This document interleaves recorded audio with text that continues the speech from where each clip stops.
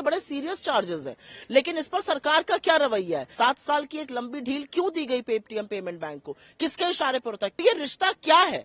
और हर बार जब मोदी जी के चहेतों के खिलाफ ऐसे आरोप आते हैं तो एजेंसियां शिथिल क्यों पड़ जाती? मनी लॉन्ड्रिंग की आशंका आरबीआई ने जताई है तो ईडी हाथ पर हाथ धरे आज क्यों बैठी है? नहीं, मेरे पास सबूत होने का मतलब नहीं है। इस देश के बैंकिंग रेगुलेटर आरबीआई ने पेमेंट पेटीएम बैंक को प्रतिबंधित किया है और 29 फरवरी के बाद उसका कोई वजूद नहीं रहेगा। और मेरा अपना मानना है कि जिस तरह की अनियमितताएं सामने आई हैं, चाहे वो केवीआईसी का उल्लंघन हो, चाहे वो अनुपालन रिपोर्ट जो गलत दी गई हो, चाहे वो एक एक पैन कार्ड हजारों अकाउंट से लिंक्ड हो, चाहे वो जो आशंका आरबीआई ने जताई है मनी लॉन्ड्रिंग की, ये बड़े सीरियस चार्जेस हैं। लेकिन इस पर सरकार का क्या रवैया है?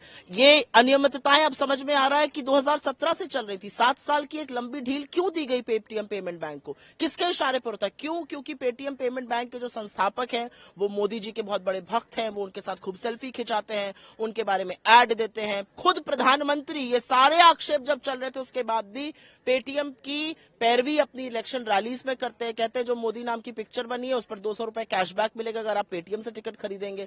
तो ये रिश्ता क्या है?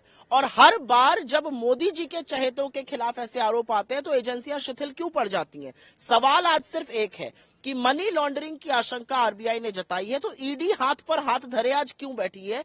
इस बात का जवाब तो प्रधानमंत्री और सरकार से ही मिलेगा। मैम, पेटीएम क्योंकि डिजिटल पेमेंट लेता था, कैश लोगों ने अब कम कर दिया। आपको लगता है कि फ्यूचर में जब इस तरीके की कार्रवाई होगी तो लोग फिर डिजिटल पेमेंट से भरोसा कम करेंगे, फिर कैश पर आएंगे? नहीं, मुझे नहीं पता फ्यूचर में क्या होगा, लेकिन फ्यूचर में अनियमितताओं को देखते हुए जिस तरह की हुई है, अगर आपको वाकई में लोगों का फेथ इंडियन इकोनॉमी और इंडियन फाइनेंशियल सिस्टम में बनाए रखना है तो आपको अच्छे से प्रोब करनी चाहिए। आज ईडी को पता करना चाहिए कि मनी लॉन्ड्रिंग हुई है या नहीं हुई है, केवाईसी क्यों नहीं हुई।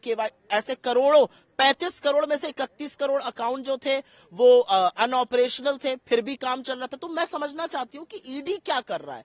और किसी भी देश में, चाहे वो अर्थव्यवस्था हो, चाहे वो निवेश हो, चाहे वो कंजम्पशन हो, उस सब का आधार जो है वो लॉ एंड ऑर्डर होता है। और 7 साल से इस कंपनी को छूट मिली हुई थी क्योंकि, और अब सवाल उठता है कि इन्होंने भाजपा को कितना पैसा दिया, इन्होंने पीएम केयर्स फंड में कितना पैसा दिया, क्या उसकी वजह से इनको डील दी जा रही थी?